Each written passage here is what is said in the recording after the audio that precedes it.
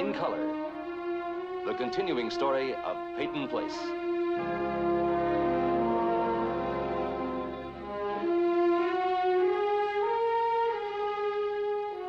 Starring Dorothy Malone as Constance Mackenzie, Ed Nelson as Michael Rossi, Ryan O'Neill as Rodney Harrington, Barbara Parkins as Betty Anderson, Tim O'Connor as Elliot Carson, Christopher Connolly as Norman Harrington, Patricia Morrow as Rita Harrington, James Douglas as Stephen Cord.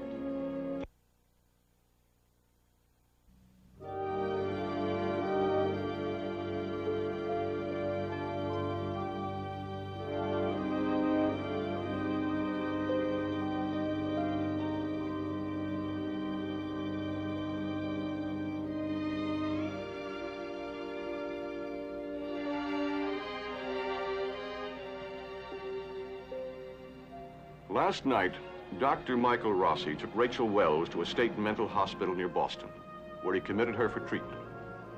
A painfully sad and drastic action, but the only solution for Rachel Wells, whose emotional disturbance drove her to kidnap the Elliot Carson baby. The baby was returned unharmed, but the frightening irrationality of Rachel's behavior has left Dr. Rossi deeply depressed. As he returns to his duties as Chief of Staff of Doctors Hospital, Dr. Rossi is determined to work himself out of his mood. Good morning, Dr. Rossi.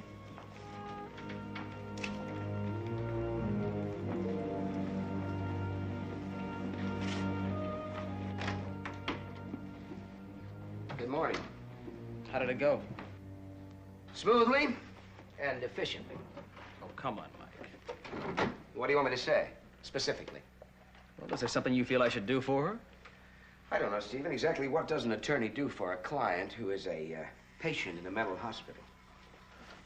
Look, you mentioned you had a classmate who was number 2 man up there. Did he say how long he thought she'd be confined? No. Really, it's impossible to tell. Excuse me a minute. Miss Choate. Oh, Miss Choate. This is Dr. Rossi. I can't understand you. Oh, excuse me. I want to reschedule the staff meeting for this afternoon at 3 o'clock. Yes, Dr. Rossi. And then I'll make my rounds of pediatrics at 5 and at OB at 6. Make sure the residents, all of them, get the word. Yes, sir. Thank you. When you got to the hospital, did Rachel still think she was Allison? Yes? Look, Stephen, you picked a bad day, really. I'm swamped. No, you're not. Yes, I am. When I came in this morning, I was already 2 hours behind. You're making work. Making work, eh? That's what I said. You're trying to forget Rachel. I don't blame you, looking at her, listening to her. Yeah, it must have been a very difficult experience for you. Oh, forget the sarcasm, Mike. After she was gone, I had time to think about it. I realized how frightening it is when someone doesn't know what's real. Now, couldn't you tell she was having a breakdown? No. Well, you talked to her. Yes, I talked to her. I don't know, maybe I could have helped her. I don't know, I just don't know. Excuse me. Yes? Dr. Wilkins in emergency wants to know if you can check a concussion patient. All right, tell him I'll be right down. Yes, sir. Aren't there some signs that show up when a person's about to have a nervous breakdown? Look, I'm not a psychiatrist. Well, say a person is disturbed. Now, there would be recognizable signs, wouldn't there? What are you getting at? I'm just curious. I'm concerned about Mr. Peyton. Oh, yeah. I should have known you wouldn't come in here mourning about the past. Well, Stephen, if you're concerned about Mr. Peyton, I suggest you talk to Mr. Peyton's doctor, Dr. Fielding. Dr. Fielding has been taking very good care of Mr. Peyton. But you know Mr. Peyton so well, he respects you. Now, Betty and I would both feel a lot better if you resumed taking care of the old man. I've got enough to take care of around here. Mr. Peyton is a very stubborn man. I don't have to tell you that. And it takes an equally stubborn friend to force him to do what he must do to go on living. It wouldn't surprise me if Mr. Peyton outlived both of us. Yeah, but lately he's behaving so strangely. Take it up with Dr. Fielding. But, Mike... Listen, Stephen, I've already got enough work to take care of around here. But, Mike, you've got to see him. I'm sorry.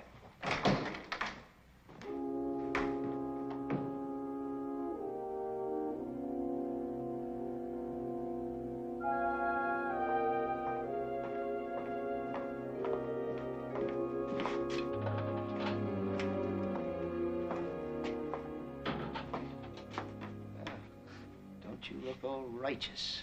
What do you want?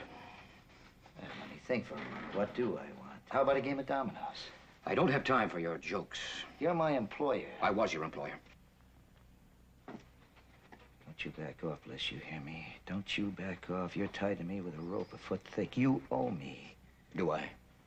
What would you rather do? Let loose with some money for bail? Or let some eager beaver district attorney ask me a lot of questions about us? When you stand trial, all they're going to try to do is convict you for abducting Rachel Wells. I don't want to talk anymore about Rachel. Tried to help her. Tried to protect her. She fell for that home, sweet home talk of the Carsons. Look where it got her. She didn't know, and she's well off. Well, now she'll have a long, long time to think about it. When she gets out of that hospital, if she ever gets out, she'll play hard trying to find somebody who'll care for her as much as I did. With a good attorney, you could plead guilty. Get off with just a few years. There'd be no trial. Of course, I could get you a good attorney. I don't want a good attorney. I want to get out of here. I want to go to Mexico, you understand? I wouldn't be a party to putting up bail knowing beforehand you're going to run off. If I don't get out of here, you won't have any reputation to worry about anymore. I don't have to put up with your insults or your threats. I came here because you wanted to see me, and I was your employer. I felt a normal obligation. Guard! Bail me out, Harrington? I never should have come here. I never should have let myself feel sorry for you. You're right, Mr. Harrington. Now I know you're worried.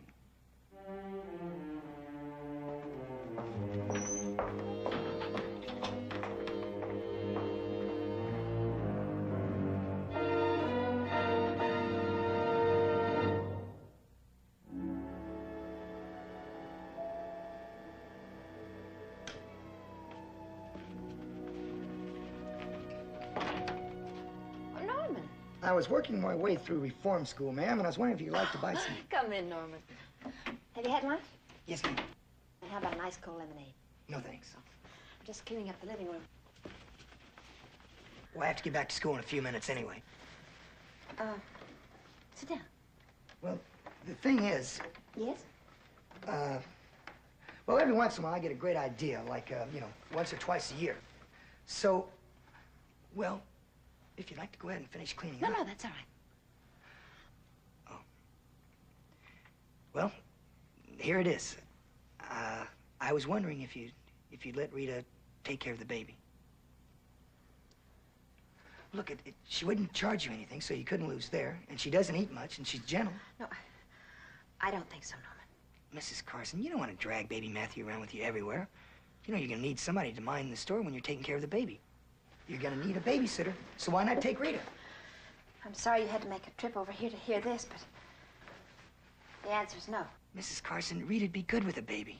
I know she would. She'd be great. I think I'd better get back to my house cleaning, and you have to get back to school. Look, she needs something. She needs to take care of the baby. Do you think around this house we need another young girl? We lost Allison and then Rachel. Isn't that enough for us to bear? And now you want us to take another girl, your wife, into our lives, into our house?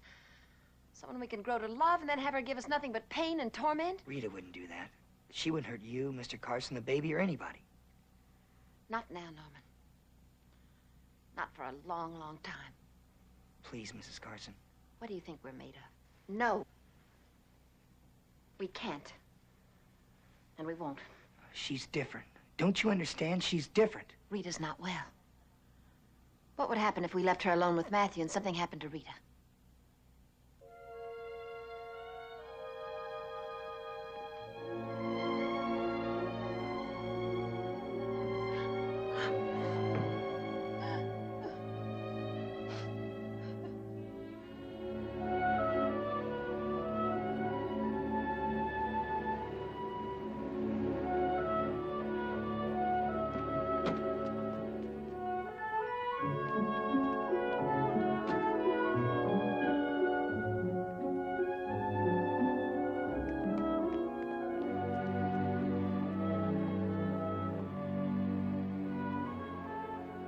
Lovely.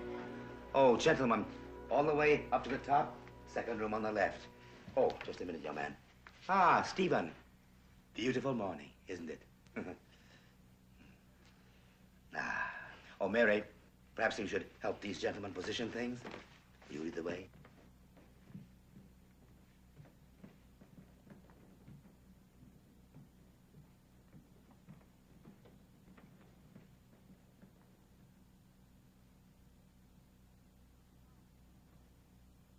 Hi. Hi. Well, your grandfather hasn't made an official announcement, but I think we're about to receive his mysterious house guest. Well, he's been standing on that staircase all morning, directing traffic like a field marshal. I think he's rearranged these bouquets at least 3 times. You know, by the time he gets around to telling us what this is all about, it's going to be hard to act surprised. I don't like surprises, Betty. Not his kind. I think it's kind of romantic. And completely out of character. Would you like some lunch? No, thanks. He hasn't told you she's coming yet? No.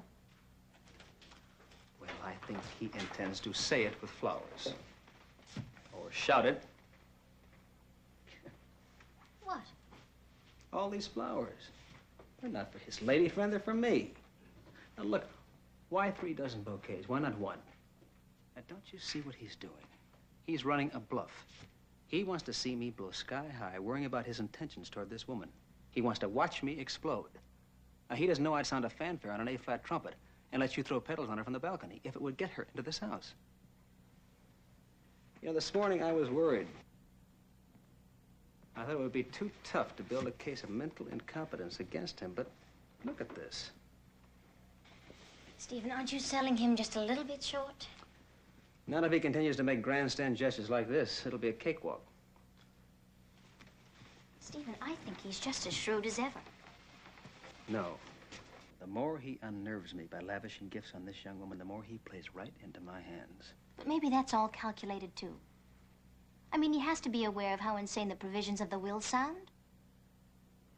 I don't buy that much. He must know. If you could establish his incompetence, you could make a claim against his estate. So this could all be a setup. It's obvious. The bracelet, the trip to Boston, this giddy, overdone reception for her. Stephen, he knows we lied to him at the cemetery. Now, he must have made something out of that. No, Betty, it doesn't matter. I don't think if he suspected anything, he'd play into it like this. But either way, I've got him. No matter why he's acting like a fool, he is still acting like a fool, and that's all I need. Oh, Stephen. Stephen, I'm having company this evening. 7 o'clock. Dinner at 8. If you've any other plans, I want you to cancel them. Oh, as a favor to me, of course. Well, I already have.